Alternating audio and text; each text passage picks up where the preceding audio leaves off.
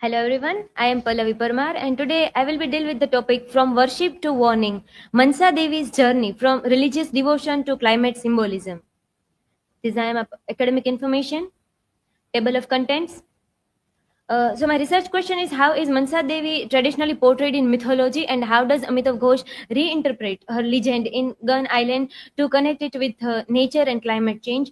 And my hypothesis is, in mythology, Mansa Devi is worshipped as a goddess of protection, prosperity and healing, primarily associated with the snake worship and devotion. And we can find in Gun Island, Amitav Ghosh reinterprets her legend, transforming her from a religious figure into a symbol of climate change and ecological imbalance. Through this shift, Ghosh highlights how ancient myths can evolve to reflect modern environmental crises, showing that nature, like Mansa Devi, demands recognition and warns against human exploitation. About Amitav Ghosh.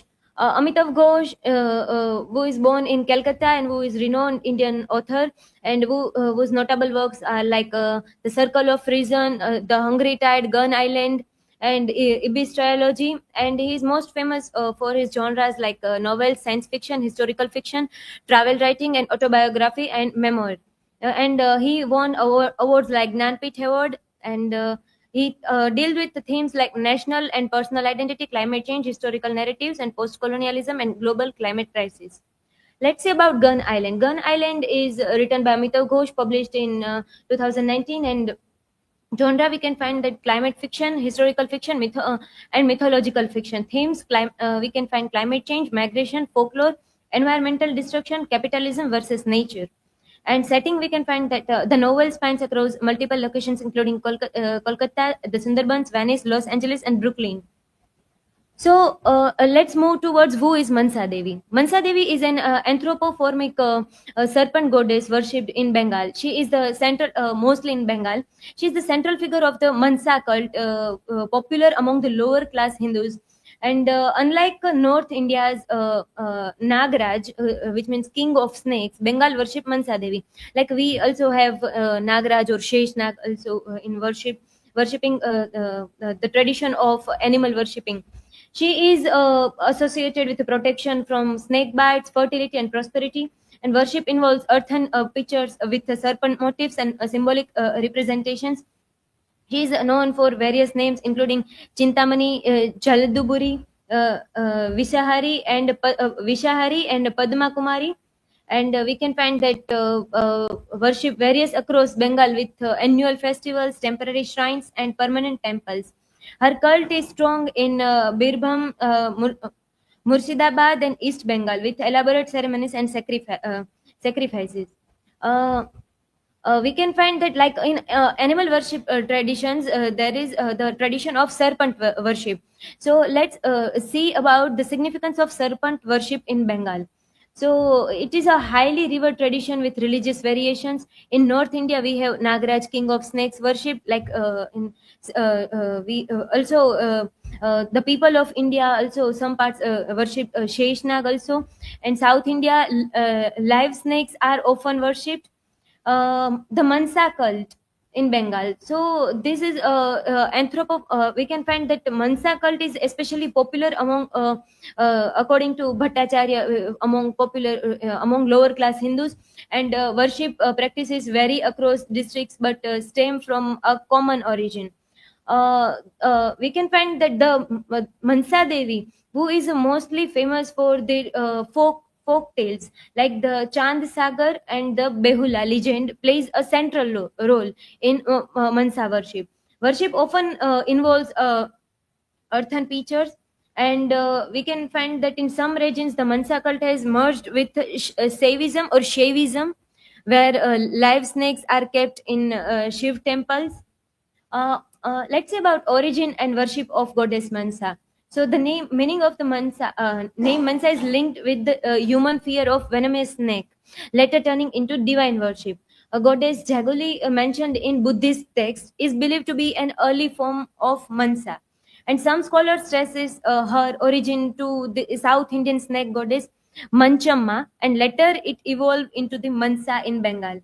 Hindu scriptures like Brahmavaivarta Puran and Devi Bhagavad Puran describes her as a daughter of sage Kashyap, created from his mind. And we can find that worship of Mansa Devi gained prominence in mostly in the ninth or 10th centuries. Her worship became more structured in 14th centuries due to scriptural recognition.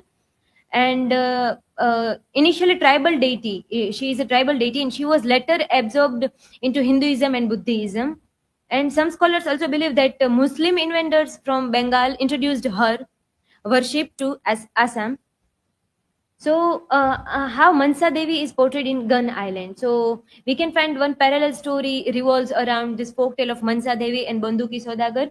So, it is we can find it throughout the novel. Reference we can connect the reference of Mansa Devi and snakes appear in different settings, not just in the Bengal but also Venice. We can find connect it, showing also how myths travel across the cultures. Instead of how Ghosh reinterprets her role. Instead of presenting Mansa Devi, the vengeful goddess, Ghosh connects her with migration, survival, and the natural world. Like Dean initially sees this legend old tale, but gradually realizes that it is the theme of displacement and struggle and it mirrors the real world crisis. This story is reimagined through the modern migration narratives, where struggles of characters like Tipu and Rafi parallel the merchant's journey. Mansa Devi is also linked to the idea of fate and interconnectedness, and as the presence continues to influence events, even in the contemporary and globalized setting.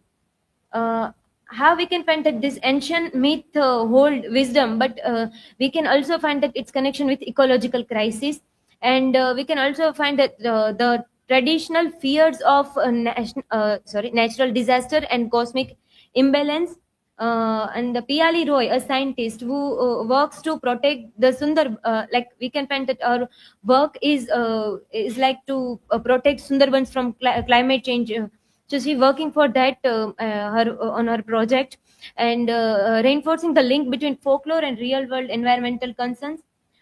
We can find that Dean's journey, protagonist's journey from Bengal to Venice, we can find it connected with gun merchant's mythical journey.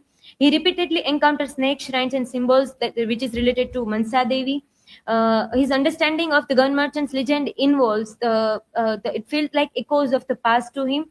And Tipu's near fatal snake bite and Chinta's intuitive understanding of myths further connects Dean's journey to Mansa's legend. Even in a Venice, we can find that he can find the parallel between the Madonna and Mansa, and it shows the faith and of him, and he can connect the mythology transcript geographically. We can also find this fear of goddesses through in our contemporary life also, like how the fear of goddess and the climate change and natural disasters are connected. uh, let's see about ecofeminism and myth of Mansa Devi in the novel. Like Mansa Devi traditionally worshipped as a goddess of snake and protection, but in Gun Island, Ghosh connected it with climate resistance. Like her myth shifts from religious devotion to an urgent ecological warning. Like it reflects the nature's retaliation against human exploitation. Mansa Devi reflects female resistance, ecological balance, and nature's power. We can find that her recognition from Chand Sodagar. Like we can find that this portrait says that she is there, her recognition is there due to the story of Chand Sodagar. So it symbolizes the patriarchy and capitalism. Her connection to water, forests, and animals make her an embodiment of nature's warning signs. If we take worship versus warning, like in mythology, Mansa Devi was, we can find that she is a figure of devotion. Like people were there to pray for infertility and to cure snake bites. But in the Gun Island, she became a symbol of ecological justice. In real world, also, as mentioned in the article written by Menon, that in real world also movements like the Chipko movement reflect that ongoing fight for environmental protection and aligning with Mansa Devi's resistance. From religious icon to climate warning, her story bridges myth and modern environmental consciousness.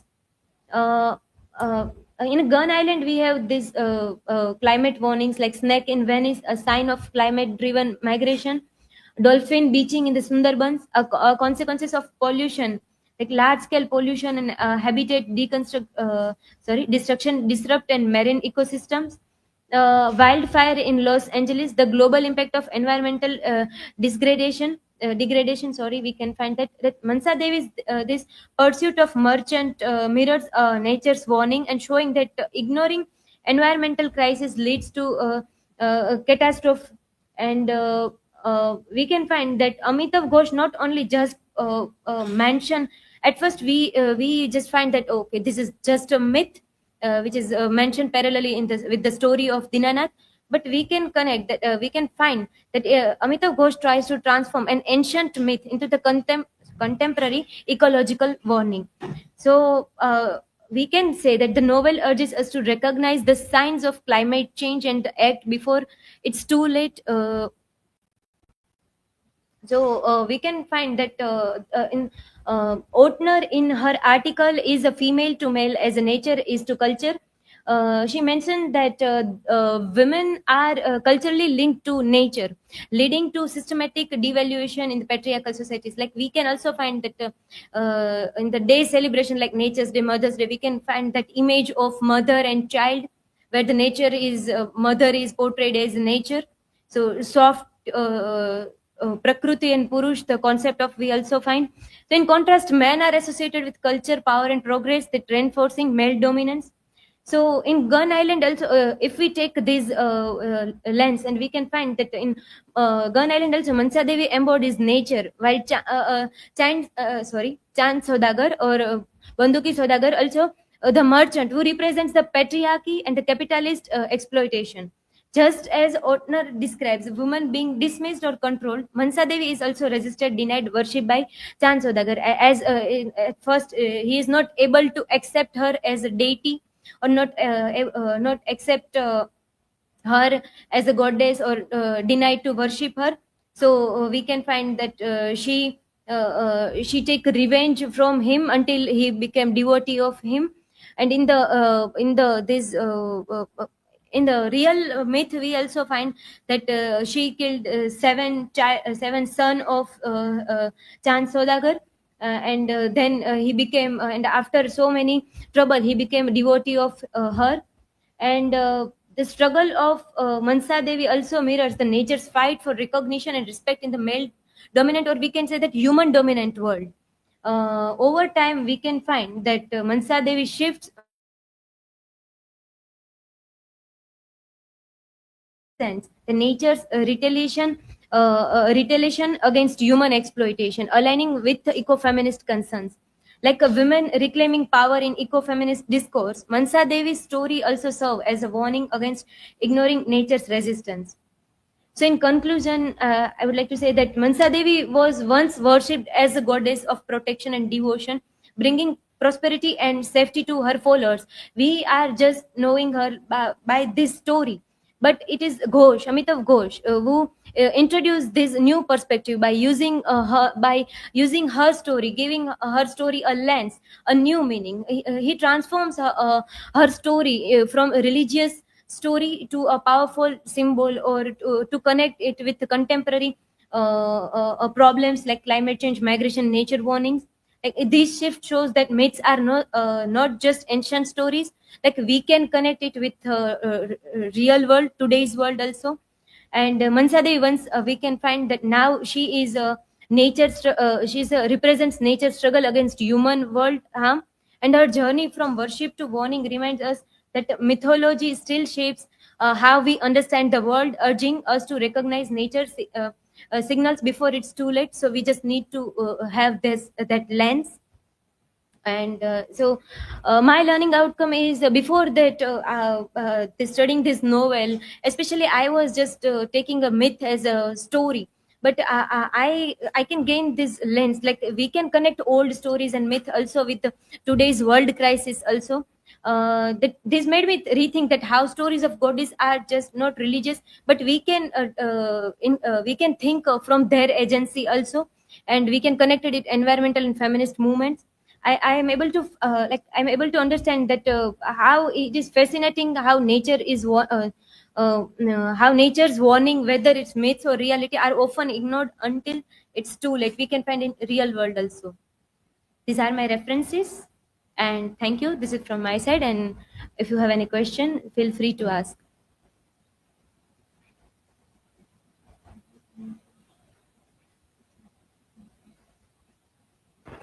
So Pallavi, my question is that can you give a real life example of natural disaster caused by climate change like those in Gun Island? Yes, Asha. In real life also we can find that this type of natural disasters, like we have a cyclone, Bhola, reference of Bhola cyclone in Gun Island. In sorry, near past, we have also witnessed the this Tokte. We can also find this cyclone also, and we also find this fire which is shown in this Gun Island. We can in a few months before, we can find the fire just like fire in Los Angeles, that uncontrollable fire, like it is due to humans actions. So we can find that this type of real examples still happening of natural disasters. Yes.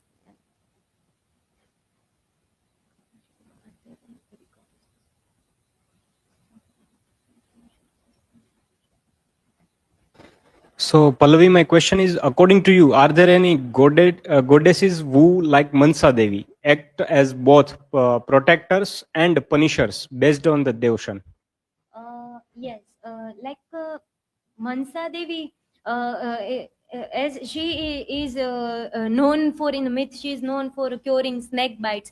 So we have also in Indian oral tradition or folk tales, we have also the stories, like story of Devi Shitala, who is known for curing the smallpox. But she is also there. If you are according to folk tales, if you refuse to worship her, so she became angry, and your life will be in trouble. So according to oral tradition and folk tales, these are the stories also. And we have other like Devi Durga or other goddesses also like this. Yeah, that's it from my side, and thank you.